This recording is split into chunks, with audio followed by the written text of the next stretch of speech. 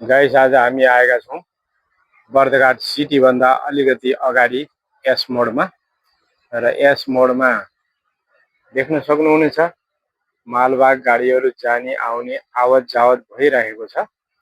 र यो एस मोड हो र तपाईहरुलाई देखाइरहेको छु यो एस मोडबाट यो गाडीहरू आइरहेको छ र अगाडिपट्टि देख्न सक्नुहुन्छ यो नारायणघाट बुटोल सडक खण्ड हो र यो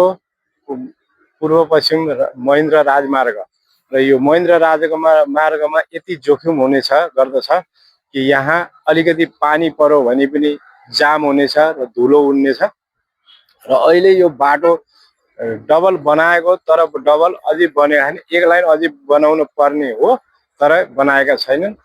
तर यो अहिले दुई लाइनमा मात्रै सीमित गरेर छोडेका छन् र यो बाटालाई के गर्नुहुन्छ